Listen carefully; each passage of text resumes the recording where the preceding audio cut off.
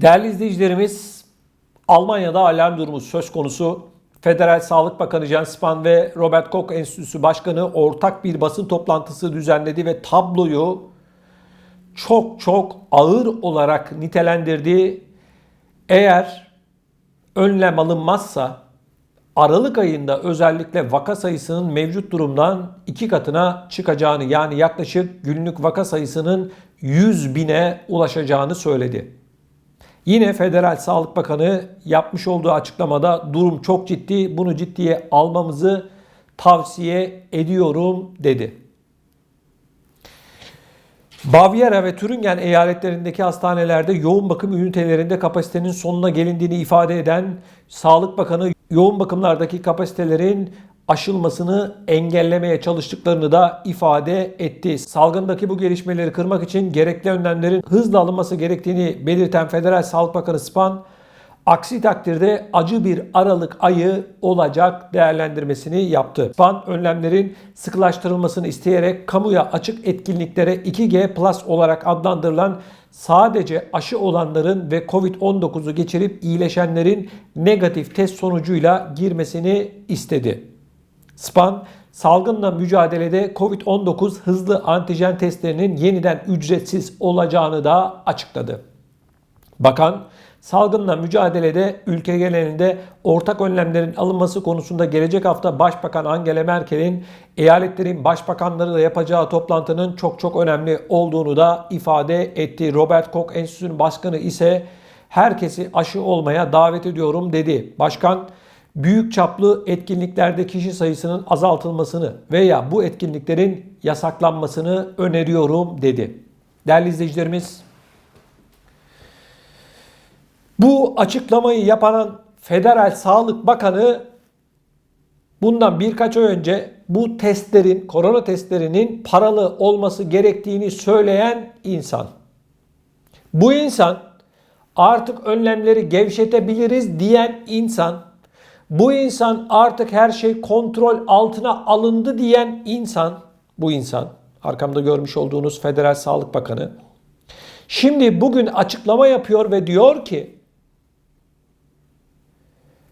aşı olmayanlar hiçbir yere alınmamalı, sertifika istenmeli, testleri ücretsiz hale getiriyoruz diyor. Ve yine tablo daha da ağırlaşacak diyor. Şimdi Federal Sağlık Bakanı bundan sadece birkaç ay öncesinde ne diyordu? Artık tamam, bu işi bitirdik diyordu. Arkadaşlar, şimdi ben size soruyorum. Almanya'da 25 milyon insan aşı olmadı. Şu anda resmi rakamlar bunlar. Peki, bu insanlar olmuyorlar. Zorunluluk var mı? Hayır, yok. Kimsenin kolundan tutup iğneyi batıracak halin yok. Peki, sen bir sağlık bakanı olarak, bu krizi yönetmeye çalışan kişi olarak 2-3 ay içerisinde neden başka bir açıklama yapıyorsun? Bu 25 milyon kişi belli ki sana inanmıyor. Olmak istemiyor. Ne olacak peki? Başka bir alternatifiniz var mı? Diyelim ki yarın sabahta 25 milyon kişi bu aşıyı vurdurdu. Bunun garantisi var mı? Bundan sonra korona Almanya'da bitecek. Bunun garantisi var mı? Yani nüfusun %100'ü aşılandı. Artık korona yok arkadaşlar. Bu Sağlık Bakanı bunun garantisini veriyor mu? Ben soruyorum, bir gazeteci olarak size diyorum ki bu Sağlık Bakanı'nın yapmış olduğu açıklamalara inanıyor musunuz? Sakın beni yanlış anlamayın. Ben aşı karşıtlığı falan yapmıyorum. Ben sadece bir gazeteci olarak durumu değerlendiriyorum. 3 ay önce söylediklerini de biliyorum bunun. Almanya Sağlık Bakanı'nın. 1 yıl önce söylediklerini de çok iyi biliyorum. Şimdi söylediklerini de çok iyi biliyorum. Sizlerle de paylaşıyorum. Şimdi tablo o kadar ağır ki yoğun bakımlar dolacak diyor. Doktorlar yetersiz kalacak diyor. Hemşireler yetersiz kalacak diyor. Sen ne iş yapıyorsun demezler mi adama? Madem Şu anda günlük vaka sayıları yaklaşık 50 bin. 2 hafta sonra bu rakam yaklaşık 100 bine çıkacak. Kendisi açıklıyor bunu arkadaşlar. Sağlık Bakanı açıklıyor. O zaman bulmuş olduğunuz bu sıvılarla ilgili nasıl bir değerlendirme yapıyorsunuz?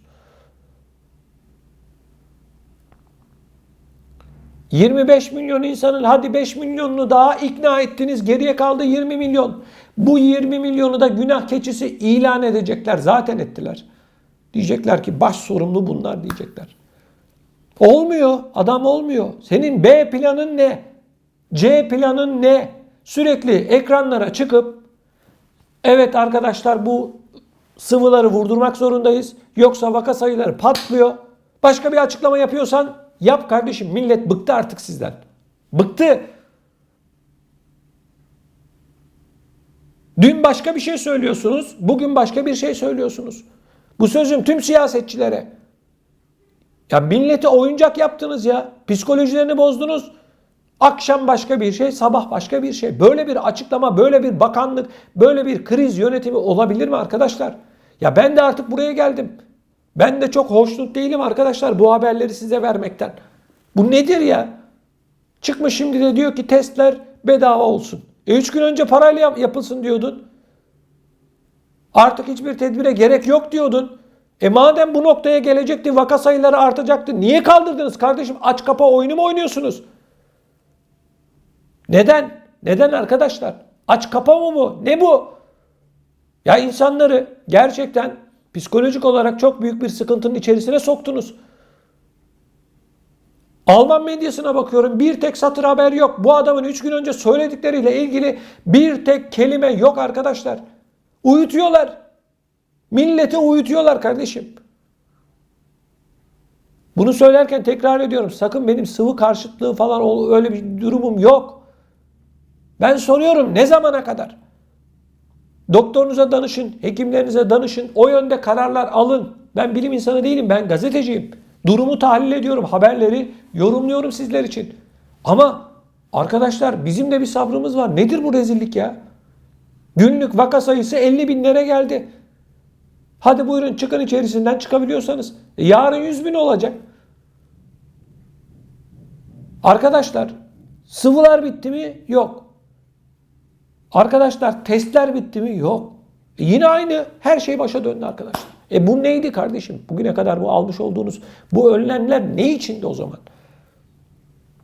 İnsanları ikna edemiyorsunuz çünkü size inanmıyorlar. Çünkü krizi doğru düzgün bir şekilde yönetemediniz. Merkel sınıfta kaldı. Vatandaş ekonomik olarak büyük bir sıkıntının içerisine girdi bu koronavirüs döneminde. Her şeyin fiyatı 2-3 kat arttı.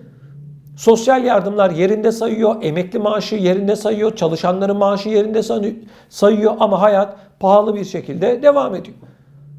Zamlar gelmeye devam ediyor. Şimdi ben de soruyorum kardeşim nedir bu? Ne oluyor? Yani çıkmış Federal Sağlık Bakanı biz diyor tedbirleri yeniden getiriyoruz diyor. Tamam getir kardeşim getir de 3-5 ay sonra yeniden bu tedbirleri biz kaldırıyoruz diyeceksin. Sonra bir daha tedbirleri getiriyoruz diyeceksin. Çözüm ne kardeşim? Net kalıcı çözüm ne? Vatandaşın karşısına çıkmak zorundasınız. Bu nedir ya? Bu nedir? Nereye kadar? Ne zamana kadar arkadaşlar? Böyle bir tablo olabilir mi? Ya insanlık bu adamların elinde, bu insanların elinde oyuncak olmuş. İnsan sağlığı gibi kutsal ve çok çok önemli bir konu bu insanların elinde birer oyuncağa çevrilmiş vaziyette. Aç kapa, aç kapa, aç kapa. Ya ne oluyor kardeşim? Ne oluyor? Değerli izleyicilerimiz bu konuyla ilgili siz ne düşünüyorsunuz çok merak ediyorum. Lütfen videonun altında bulunan yorum bölümüne yazarak bizlere iletin. Sizlerden hasreten bunu rica ediyorum. Bu tabloyu nasıl değerlendiriyorsunuz? Bu gidişatı nasıl görüyorsunuz? Bu işin sonunu ne zaman görüyorsunuz? Ne zaman bitecek? Ben açıklayayım bak. Benim fikrimi ben söylüyorum. Lütfen siz de fikrinizi yazın. Ben diyorum ki bu sıvılar bittiği zaman ve bu testler bittiği zaman koronavirüs de bitecek arkadaşlar. Hayırlı uğurlu olsun. Bak tekrar ediyorum. Bu sıvılar bittiği zaman Ve bu testler bittiği zaman peki ne zaman bitecek? Mezarda bitecek arkadaşlar. Tablo bu. Nedir ya? Nedir kardeşim? İnsanlığı oyuncak haline getirmişsiniz. Krizi yönetmekten acizsiniz. Nerede kardeşim başarı? Başarı falan yok şu anda Almanya'da. Merkel sınıfta kaldı. Ben Hatice'ye değil neticeye bakıyorum. Vaka sayıları bir yılın ardından yine aynı seviyeye geldiyse bunda evet bu insanlar başarılı oldu diyebilir misiniz? Ben bilim insanlarına bir şey demiyorum. Ama bu siyasetçiler başarısız. İnsanları adeta maymuna çevirdiler. Bir gün öyle bir gün böyle. Bir gün öyle bir gün böyle. Ya bu Federal Sağlık Bakanlığı'nın durumu nedir arkadaşlar ya? Bunun bu hali nedir arkadaşlar ya? Allah aşkına ya ne düşünüyorsunuz bu Federal Sağlık Bakanlığı'nın yapmış olduğu bu açıklamayla ilgili ya? Çıkın 2 satır yazın ya. Nedir bu ya? Bu Sağlık Bakanı şimdi de çıkmış diyor ki hemen çok acil bir şekilde herkesin aşılanması gerekiyor. Tamam aşılandılar. Şunu söylüyor diyor ki bedava olacak diyor bu testler. Madem öyle niye yok paralı yaptın da şimdi bedava yapıyorsun? Neden? Merak ediyorum. Neden? Bir gazeteci olarak soruyorum sana. Neden? Böyle bir şey olabilir mi ya? Aç kapa. Kaldırdık diyor tedbirleri yok diyor bugün getirdik diyor. Kardeşim madem öyle kaldırmasaydın sıfırlasaydın vaka sayısını herkes zaten o yola girmişti. İdare ederdi herkes. Sabırla beklerdi. Kardeşim şimdi millete birazcık hani böyle bir ağzına bal çalıyorsunuz. Tamam hallettik diyorsunuz. 2 ay geçiyor. 2 ay sonra yine patlıyor her şey. Değerli izleyicilerim lütfen bu konuyla ilgili görüşlerinizi videomuzun altında bulunan yorum bölümüne yazın. Bunun yanı sıra benim sizlerden ricam, hasreten ricam daha fazla insana ulaşabilmemiz için bu yayınlarımızı beğenmenizi, like atmanızı ve mutlaka kanalımıza da abone olmanızı sizlerden hasreten rica ediyorum.